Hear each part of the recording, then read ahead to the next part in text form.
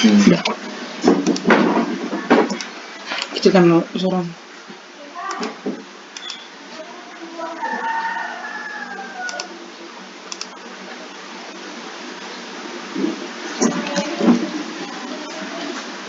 Udah keluar ya Bang Sun? Udah. Selamat pagi teman-teman. Selamat pagi juga untuk Pak Budi Aryadi. Perkenalkan, nama saya Gino Rendohar, Teknik Informatika kelas E. Di sini saya akan menjelaskan tentang peta Kernaugh 3 peubah atau 3 variabel. Sebelumnya kita harus mengerti apa itu definisi boolean secara aljabar. Karena peta Kernaugh adalah cara termudah untuk menyelesaikan fungsi boolean. 1. Menyederhanakan fungsi boolean artinya mencari bentuk fungsi lain yang ekivalen tetapi dengan jumlah literal atau operasi yang lebih sedikit. Contohnya f dalam kurung x, y sama dengan x kali y tambah x kali y tambah y. Disederhanakan menjadi f x, y sama dengan x plus y. Pada aplikasi aljabar boolean, fungsi boolean yang lebih sederhana berarti rangkaian logikanya juga lebih sederhana, menggunakan jumlah gerbang logika lebih sedikit. Penyajian dan pengisian peta Kernaugh. Peta Kernaugh adalah sebuah diagram peta yang terbentuk dari kotak-kotak berbentuk bujur sangkar. 2. Tiap kotak mempresentasikan sebuah minterm. Minterm itu ini ya teman-teman. Tunggu bentar.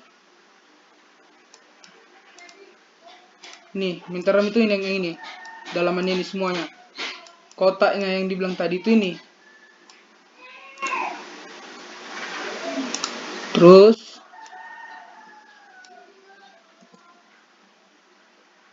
tiap kotak dikatakan bertetangga jika minterm-minterm yang mempresentasikannya berbeda hanya satu buah bit. Di sini saya akan memberikan penyajiannya hanya dua saja atau dua penyajian saja. Yang pertama ada M0, M1, M3, M2. Kenapa nggak berurut?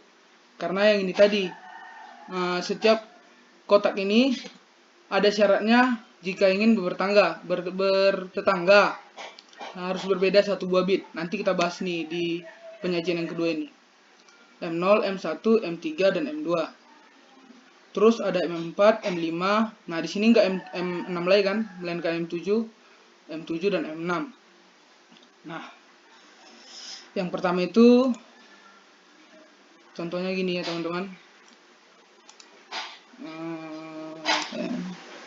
Kotak pertama ada Z aksen, ini aksen. Aksen itu Z-nya itu kan ada tuh di atas tuh, koma di atas tuh kecil tuh. Nah, ini yang dibilang Z aksennya teman-teman. Pertama ada Z aksen berbeda dengan Z. Ini kan nggak ada aksennya nih. Yang kedua ada Y aksen di kotak kedua, yang ini Y aksen berbeda dengan Y. Sedangkan kotak ketiga perbedaannya ada di Z dan Z aksen. Kita lihat kolom pertama. Nih, semuanya nih kan 0 nih. Kolom kedua 01. Nah, pertanyaannya, dari mana 00 ini dengan 01 ini ya kan? Ini teman-teman, 00 hasil dari 00 dan 01 itu ini teman-teman. Nah,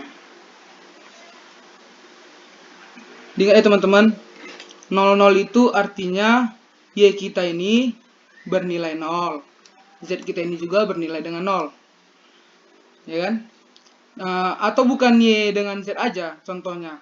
Bisa juga dengan dikatakan variabel yang aksennya ada di atas, aksen yang ini, itu nilainya 0.